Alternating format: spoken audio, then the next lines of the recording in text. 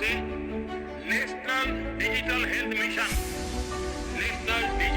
Mission उसका भी आरंभ किया जा रहा है। भारत के हेल्थ सेक्टर में एक नई क्रांति ले आएगा। सारी जानकारी इस एक हेल्थ आईडी में आपको समाहित की जाएगी। हेलो एवरीवन, यूपीआई का सक्सेस किसी से भी छुपा हुआ नहीं है। जस्ट उसी तरह गवर्नमेंट ऑफ इंडिया ने एक्चुअली यूएचआई को लॉन्च करने का प्लान किया है, that is unified health interface, जो कि basically national digital health ecosystem के अंदर में डेवलप किया जाएगा।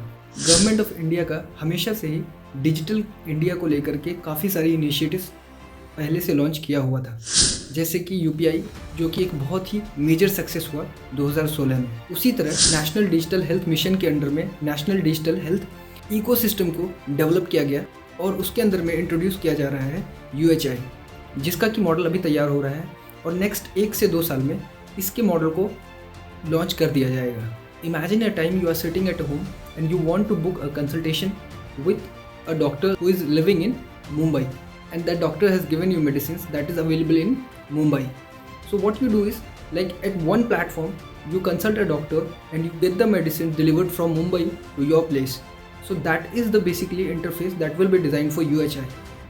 So before that, let's understand what is UHI. UHI का विजन है एक ओपन प्रोटोकॉल बनाने का, जो डिफरेंट सर्विस प्रोवाइडर्स को जो हेल्थ से रिलेटेड है उन सबको एक जगह लाया जा सके। यूएचआई नेटवर्क एक ओपन नेटवर्क होगा जहाँ पे कि एंड यूज़र एप्लीकेशंस और हेल्थ सर्विस प्रोवाइडर्स एक जगह आकर के मिल सकेंगे, जस्ट लाइक यूपीआई।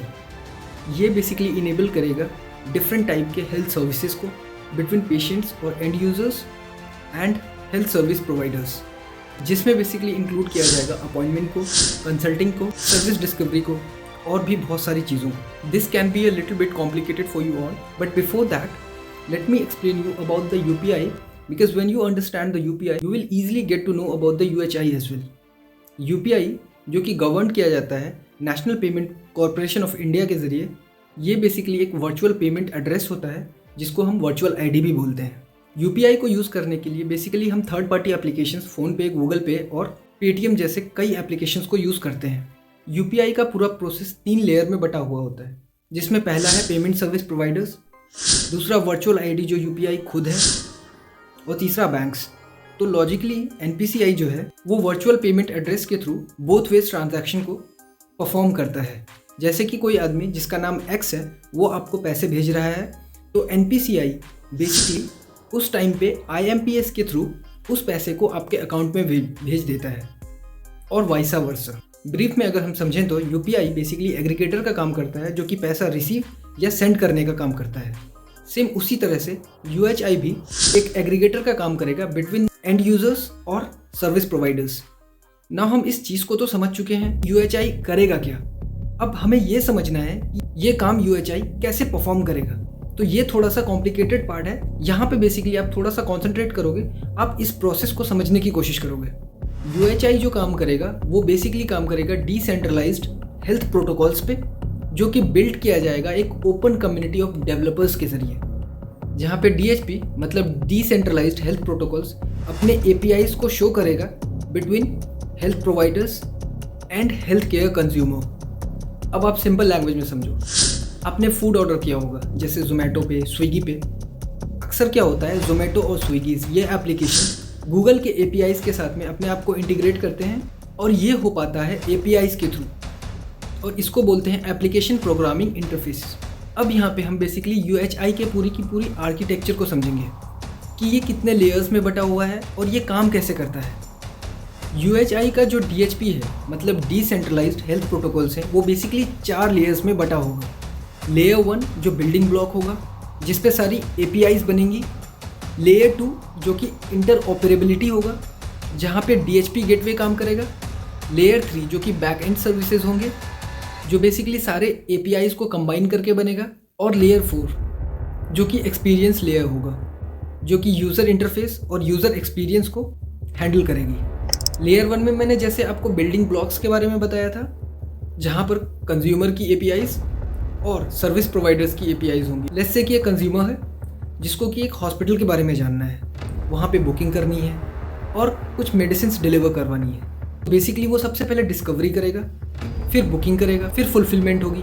तो ये बेसिकली बटा होगा डिस्कवरी APIs में, बुकिंग APIs में और फुलफिलमेंट APIs में। और यही सारी हॉस्पिटल, पैथोलॉजीज़, केमिस्ट, इन सब की APIs कंज्यूमर्स को दिखेगी। डिस्कवरी APIs के थ्रू ये दिखना शुरू करेगा, बुकिंग APIs के थ्रू ये अपने सिस्टम से कनेक्ट करेगा। फुलफिलमेंट APIs बेसिकली वो स्टेटस बताएगा कि कितना सीट्स अवेलेबल है या कितने बेड्स अवेलेबल हैं, या पैथोलॉजीज़ में कौन सा टाइम स्लॉट अवेलेबल है, या एम्बुलेंसेज अवेलेबल है या नहीं है। तो ये सारा काम हो गया लेयर 1 का। लेयर 2 में है DHP gateways, decentralised health protocols gateways. ये लेयर कस्टमर प्लेटफॉर्म और सर्विस प्रोवाइडर्स के प्लेटफॉर्म को आपस में कनेक्ट करेगा, जो कि रियल टाइम में क्या स्टेटस है, क्या अवेलेबिलिटी है पैथोलॉजीज़ का, हॉस्पिटल्स का। फिर जो भी उन्हें करना होगा वो आराम से कर पाएंगे, जैसे हॉस्पिटल में बेड बुक करना, किसी डॉक्टर से कंसल्टेशन के लिए अपॉइंटमेंट बुक करना, एम्बुलेंसेस को कितनी देर में उन्हें बुलाना है या किस टाइम स्लॉट पे उसको अवेलेबल चाहिए। ये सारी चीज़ें आ जाएंगी लेयर 2 में। लेयर 3 में बेसिकली बैक एंड सर्विसेज होंगी, जिसको माइक्रो सर्विसेज भी कह सकते हैं। फॉर एग्जाम्पल, कोई पेशेंट जो इमरजेंसी में किसी डॉक्टर से कंसल्ट करना चाहते हैं, उस कंसल्टेशन के बाद इमरजेंसी में उसे हॉस्पिटल में बेड बुकिंग करनी है, और उस हॉस्पिटल तक पहुंचने के लिए जिस एम्बुलेंस को वो बुक करेगा, ये सारी चीज़ों को मिला करके एक माइक्रो सर्विस बनती है। Fourth and the last layer is experience layer, जो बेसिकली अदर ऐप्स की तरह होंगी, जैसे फ़ोनपे, गूगल पे।